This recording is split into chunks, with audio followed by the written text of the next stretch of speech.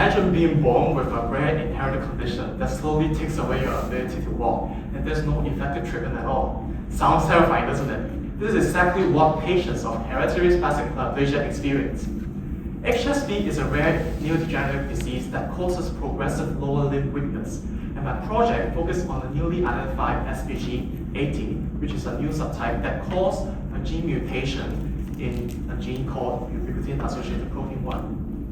Normally, it is a normal protein subunit of SCO1 complex, but there's a striking clustering of the patient-specific mutation in exon 4, and among them, the gene mutation is the most common. They all cause a truncation in patient who loses the ability to bind to ubiquitin. As such, the SCO1 complex becomes dysfunctional, and it will impair the endosomal maturation and cargo sorting. Importantly, at the cellular level, this would lead to an important, massive intracellular traffic jam, where the endosomes accumulate while the lysosomes are depleted.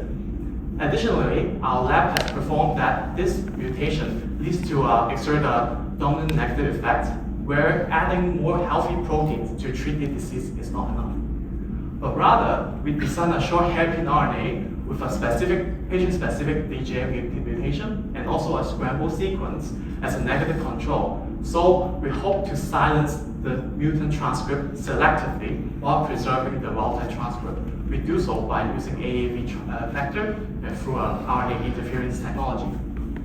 And our lab has also established a patient-specific lock-in of the gene mutation using CRISPR in our ROSA mouse model.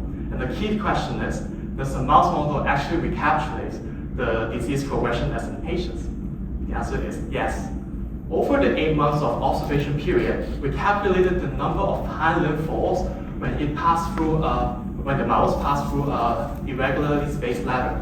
And the mutant mice, as you can see here, exhibit a significantly higher number of hind limb folds compared to the wild-type counterparts, indicating an impaired motor coordination. Also, in hind limb clasping and foot-based angle measurements, they also exhibit progressive worsening of the postural reflex and also a stiffer narrowing of the gait, a sign of neurodegeneration.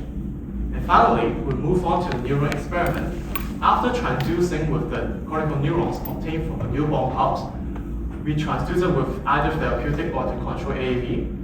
And in the Western blot experiment, we successfully achieved an allele-specific silencing that's only silenced the mutant transcript, while you can see in the endogenous UBA1 remains unaffected. Finally, in the immunofluorescence staining, we can see there's a progressive modulation of the endosomal lysosomal markers. We can see the Rep5 and Rep7 marker representing the endosomes are reduced significantly, while the LAM1 markers of the lysosomes increased. Therefore, the traffic jam is efficiently removed. This is also a promising strategy for allele-specific silencing to treat this SPG80 disease, and we hope to try this in the animal model. And finally, I'd like to give my special thanks to Professor Goh, who is here to support me, and all my mentors and everyone in the lab for their support throughout the journey. Thank you.